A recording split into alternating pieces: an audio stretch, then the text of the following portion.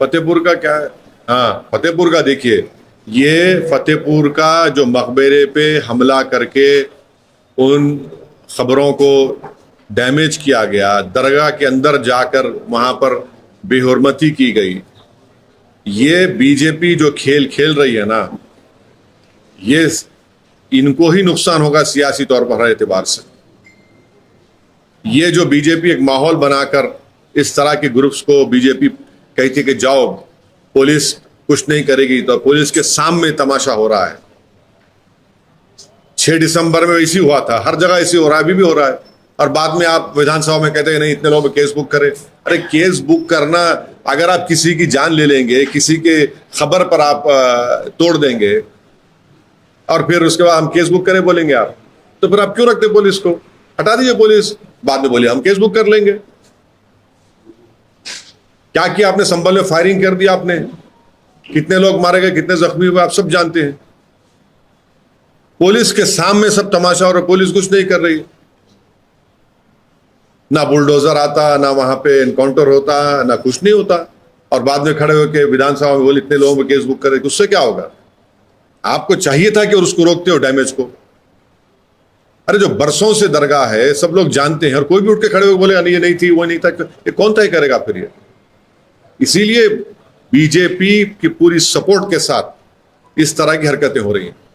बोलेंगे क्या खाना क्या नहीं खाना, तो फिर आज़ादी हमने किस लिए ली थी और संविधान हमने बनाकर अपने आप को क्यों दिया? राइट टू लाइवलीहुड उसमें एक फंडामेंटल राइट है। तो ये अजीब व गरीब ऑर्डर है और मेरे नज़र में ये अनकॉन्स्टिट्यूशनल ऑर्डर है। यौम आज़ादी है, खुशी का मौका है, और हम आज़ादी की लड़ाई में हमारे बुजुर्गों ने क्या क्या कुर्बानियाँ दी थी। तो अब उस दिन भी अगर हम ये बोलेंगे कि नहीं नहीं ऐसा नहीं है, ठीक नहीं है, वो ठीक नहीं है, मुझे समझ में नहीं आया ऑर्डर क्यों निकाला गया, और मेरी नज़र में एक अनकॉन्स्टिट्यूशनल है और इस तरह का ऑर्डर नहीं निकलना चाहिए था। लिकर का तो हर साल बैन होता है। अब आप लिकर को आप गोश्त से क्यों मिला रहे हैं? तो तरकारी भी बंद कर दी, फिर आप पूरा ही बंद कर दीजिए। फिर आप भाई लिकर पे बैन जब होता है तो बहुत अच्छी चीज़ है, मगर हम ये अब उस दिन हम तो आज़ादी मना रहे हैं, आज़ादी की खुशी मना रहे हैं, और क्यों आप उसको बंद कर रहे हैं? भाई शराब पीकर कोई गलत काम कर सकता है, मगर ये तो लाइवलीहुड है ना उसकी, तो गोश्त बेचना बेचारे लोग, और उसमें ये तो कोई मोर देन 90% करीब लोग तेलंगाना में गोश्त खाते हैं। तो इसमें शहबाज शरीफ ने चौथी बार 48 में चौथी बार ये धमकी आई है कि पाकिस्तान के हिस्से का एक बूंद पानी भी छीनने नहीं देंगे, नहीं तो इसके गंभीर परिणाम होंगे। ये मतलब ये आसिफ मुनीर, बिलावल भुट्टो, ख्वाजा की बात किया जाए तो 48 घंटों में ये चौथी बार ये धमकी सुनने को मिल रहा है, क्या कहना? ब्रह्मोस है हमारे पास, और फिर उनको भी समझना चाहिए कि उन्होंने खुद कहा कि मैं स्विमिंग कॉस्ट्यूम में था तो मुझे मालूम हुआ कि 9 एयरबेस चले गए। इस तरह की बकवास उनको नहीं करनी चाहिए। आप एक मुल्क के वजीर आज़म हैं, आप एक कुछ तो खैर आपको उसका पासो लिहाज नहीं होगा, मगर इस तरह की आप जबान इस्तेमाल कर रहे हैं जो हम पे कोई असर नहीं करेगा। पानी इंडस वाटर ट्रीटी को सरकार ने एबेंस में रखा है, अब एबेंस में रखा है तो बजाय उसके कि आप थोड़ा तब्दीली दिखाते, आप धमकी दे रहे हैं, तो धमकी का असर कुछ नहीं होगा भारत के ऊपर, बहुत हो गया। में फिर घटी है गाड़ी पार्किंग को लेकर, क्या कहना? नहीं, मुझे डिटेल नहीं मालूम, उसकी डिटेल मालूम करके बोलूंगा। सर, तेजस्वी यादव का आरोप है कि बिहार में वोट चुराने को लेकर चुनाव आयोग भाजपा के साथ साठगांठ कर रहा है। बिहार के नेता पक्ष ने ये भी आरोप लगाया है कि भाजपा नेताओं के 2 वोटर कार्ड उन्होंने बनाए हैं। क्या कहना? देखिए, SIR के खिलाफ हमारी पार्टी की तरफ से मैं बोल सकता हूँ, उनकी तरफ से नहीं बोल पाऊंगा मैं, ना मुझे जरूरत है।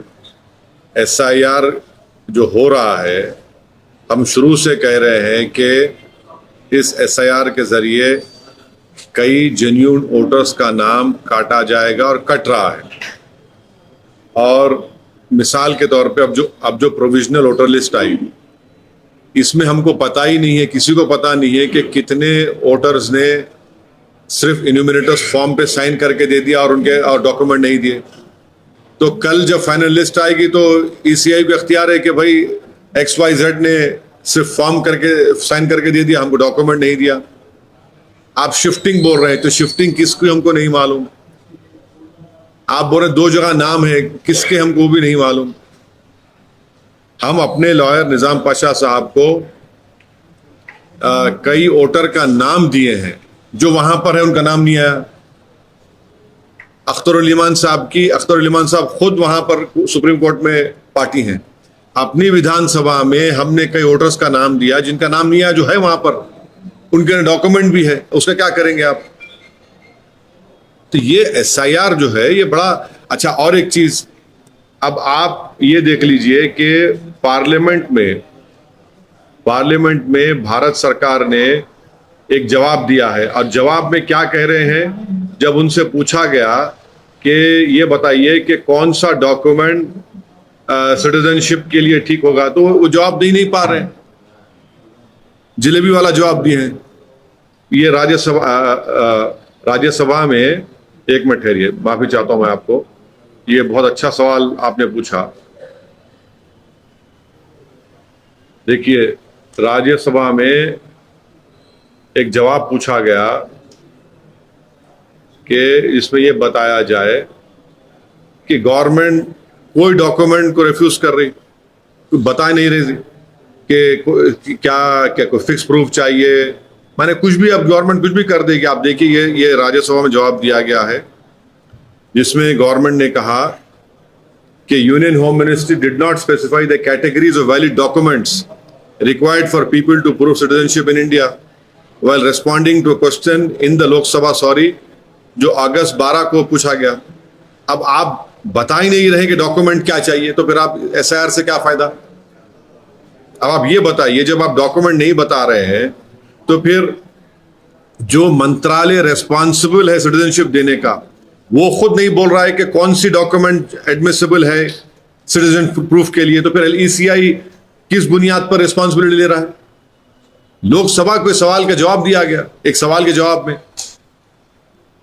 तो ये इसीलिए तो हम कह रहे हैं कि इसमें बहुत बड़ा कंफ्यूजन है। और फिर अगर SIR में नाम नहीं आएगा, तो फिर आप कल बोलेंगे सिटीजन नहीं है आप, वहां पर क्या करेंगे फिर लोग।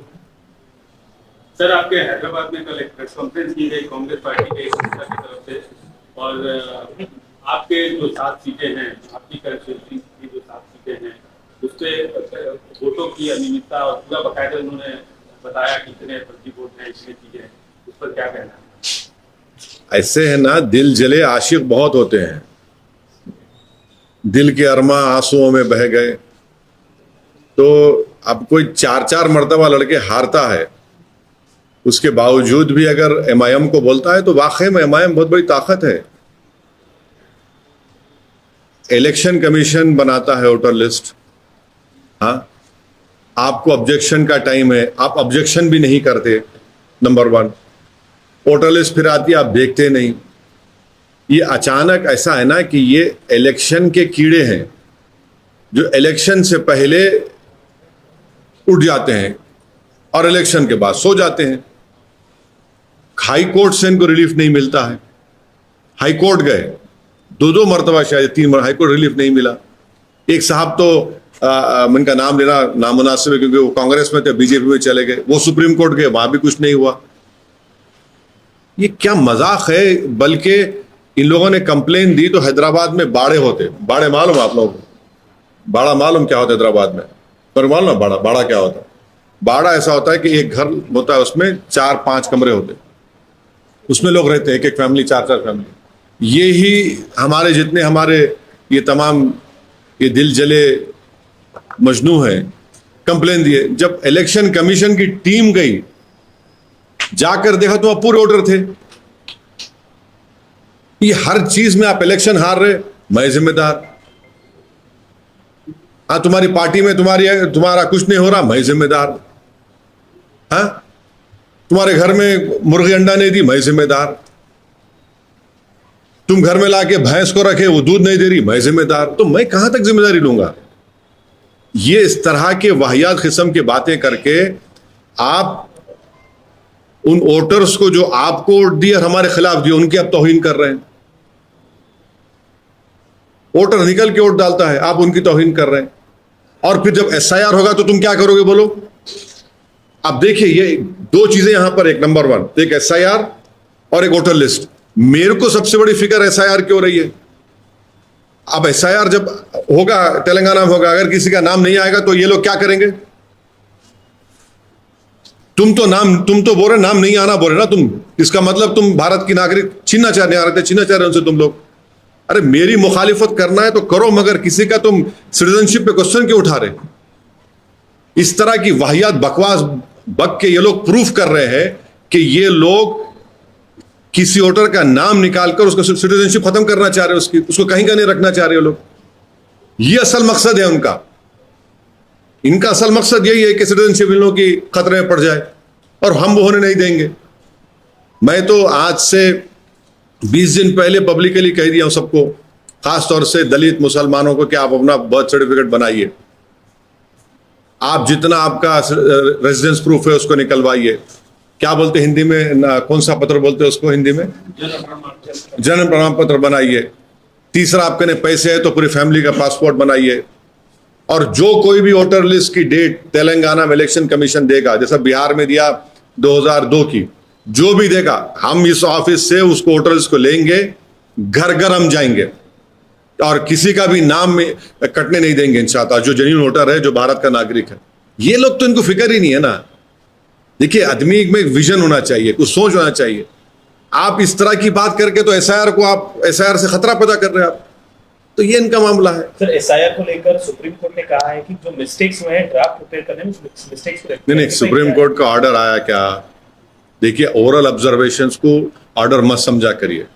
अभी बहस हो रही, कोई ऑर्डर जब आएगा जब बोल सकते हैं। अभी तो एक ओरल सवाल जवाब बेंच अगर पूछ रहा है ऑनरेबल जजेस पे, तो उस पर कैसे हम, आपको लग रहा है कि मिस्टेक्स रेक्टिफाई करने का ड्राफ्ट जो हुआ है, मिस्टेक्स को रेक्टिफाई कर रहे हैं, वो एक्सरसाइज नहीं है?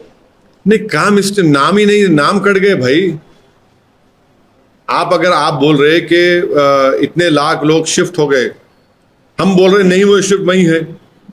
ईसीआई बोल रहा है कि लोग दो जगह पे नाम, हम बोल रहे नहीं है, अमूर में है, बैसा में है, किशनगंज में है, कोचादामन में है, जोकी में है, बहादुरगंज में, ठाकुरगंज में है, लोग हैं वहां पर।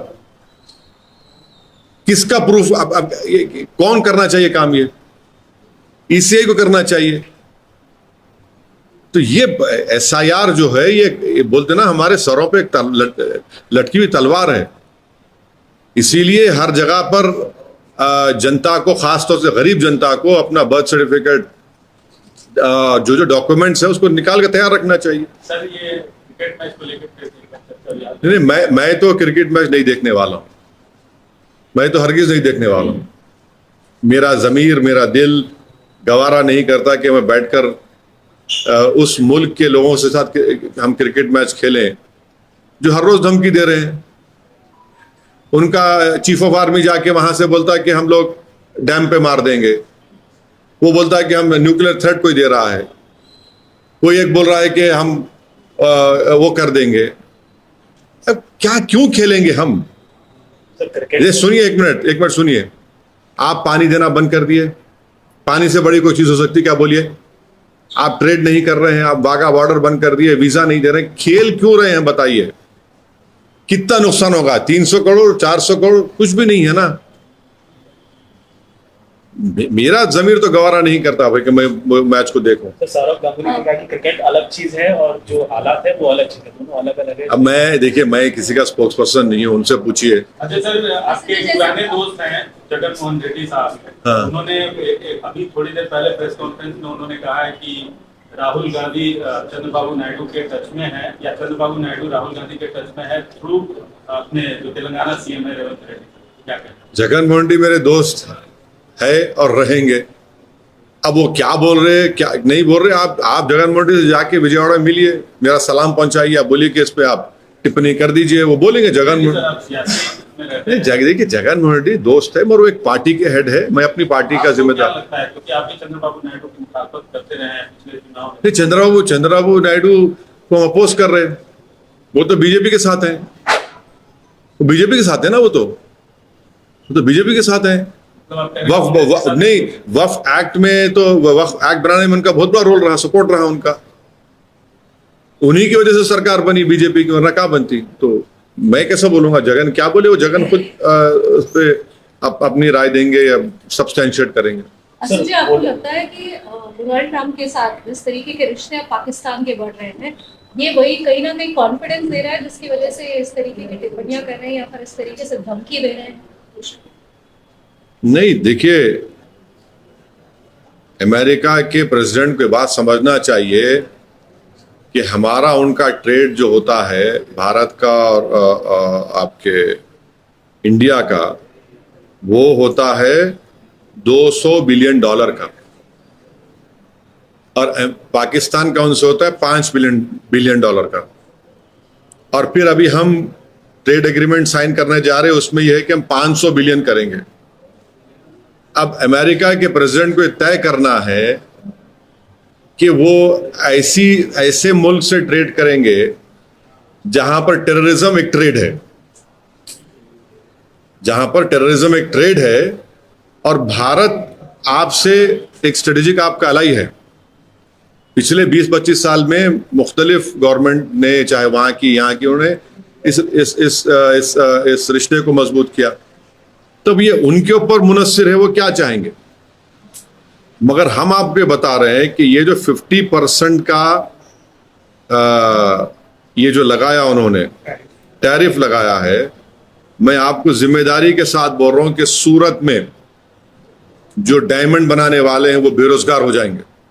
पहले हमारे ऑर्डर्स कम हो गए, और मैं आपको जिम्मेदारी के साथ बता रहा हूं कि इसका इम्पैक्ट ये होगा कि तमिलनाडु का जो टेक्सटाइल बेल्ट है, ये 50% टैरिफ जो ट्रंप लगाए हैं, ये टेक्सटाइल पर, लेदर पर, footwear, James, jewellery, chemical, plastic, spices, T, coffee and shrimps. Tamil Nadu का जो टेक्सटाइल बेल्ट है वो हमारे देश का निटवेयर का सेंटर है। इससे इनके ऑर्डर्स रिड्यूस हो गए और इन पे बहुत कॉस्टिंग का प्रेशर पड़ने वाला है। हाँ, फिर आप चले जाइए, एक तो आपको बोल दिया मैं सूरत का, तमिलनाडु का। तीसरा मैं आपको बता रहा हूं कि अमेरिका ने section 232 of the trade expansion act 1962 के तहत स्टील एल्यूमिनियम पर 50% टैरिफ हो गया। हाँ, वहीं पर यूरोपियन यूनियन CBAM लगाएगा, इससे भी हमको नुकसान होने वाला है। चौथी बात आपके बता रहा हूं कि ये जो 50% टैरिफ का जो इम्पैक्ट होगा इलेक्ट्रिकल मशीनरी पर, इक्विपमेंट पर और प्रेशियस स्टोन्स एंड सेक्टर्स के ऊपर, ये हर एतबार से। अच्छा, फिर आप देख लीजिए, सिर्फ जो ट्रेड है 18.29% टोटल एक्सपोर्ट हमारा इंडिया का होता है यूएस को, लार्जेस्ट एक्सपोर्ट डेस्टिनेशन इंडिया के लिए। तो फिर ये क्या हो रहा है, ये इससे तो बहुत बड़ा हमारे को तकलीफ होने वाली है। ऑयल ना ले, कौन होता है भाई ट्रंप हम ऑयल ना ले? क्या सैंक्शन है क्या? अमेरिका ने कहा कि भारत का कि आप ऑयल लीजिए इतने प्राइस कैप पर, हम ऑयल ले रहे हैं। मगर हमको तकलीफ इस बात की है कि जब ऑयल हम इतना खरीदे, वो तो जब सस्ता ऑयल मिल रहा था तो जनता को पहुंचाना था मोदी गवर्नमेंट, उसका फायदा। मगर ये बोल रहे कि ऑयल नहीं लेना, वो होते कौन है भैया? हम एक सॉवरिन नेशन है, और अमेरिका की धरती में कोई बैठकर भारत को न्यूक्लियर बॉम्ब की धमकी दे रहा है। अगर कोई भारत की सरजमीन पर बैठकर अमेरिका को न्यूक्लियर बॉम्ब की धमकी दिया तो क्या होगा? हम उम्मीद करते हैं कि नरेंद्र मोदी की सरकार यहां पर जो भी उनका डिप्लोमेट है, उनको बुलाकर हम अपना ऑब्जेक्शन जाहिर करें। कौन आपकी सरजमीन बैठ के कैसा कर रहा है? वो क्या बात कर रहा है? वो बैठकर न्यूक्लियर थ्रेट दे रहा है हमको, उनका आर्मी चीफ। ये हम इसका कंडेम करते। हम एक स्ट्रेटेजिक अलाई अगर आपके हैं तो आप ये क्यों अलाउ कर रहे? सिर्फ पॉलिटिकल स्टेटमेंट आना चाहिए नरेंद्र मोदी सरकार का, खाली एमईए स्टेटमेंट आ गया है। सर, MIM जुबली हिल सीट पे लड़ेगी, कैंडिडेट उतारेगी। अरे इतनी जल्दी क्यों है आपको? अभी टाइम है ना. Sir, BJP's Amit Malviya says that Sonia Gandhi appeared in the electoral rolls even before getting Indian citizenship in 1980. That is 3 years before she got the Indian citizenship. So what do you have to say, sir? And she is also saying that for twice she got this electoral. You see, the person you mentioned, he must mention about these threats emanating from all these leaders of Pakistan. He should comment on how this 50% tariff will have an impact on Indian economy. How will it affect the diamond industry of Surat? How will it affect the textile industry of Tamil Nadu? And if they have the proof, you give it to ECI. Why should I answer on behalf of both these political parties? No, sir, war is getting escalated, political war getting escalated, and what is your take on that? What is this war? See, basically, Congress is saying that vote chori happened, and BJP is attacking. I see one thing. For me, the important thing is SIR. Because if the Muslims and Dalits are the poorest of the poor, and if their names are not included, then tomorrow this same BJP will say they are not citizens of the country. For me, SIR is important. For me, I have to ensure that all these names are included wherever, in whichever state SIR is going to be done. That is the most important and worrisome aspect for me. Because if the BLOs don't write the names and their names are not included, then their whole citizenship will be in question. For me, that is the most important thing. SIR is the most difficult thing for a poor person, especially people belonging to the Dalit and the Muslim community. No one knows how these names have been excluded. No one knows how did you come to this figure of they have been shifted. How did you come to that opinion, that conclusion? No one knows what is that names have appeared different. Where? How do we know? And tomorrow, even this provisional list of Bihar, when the final list comes, many names can be excluded because the ECI might say, oh, they have not given documents.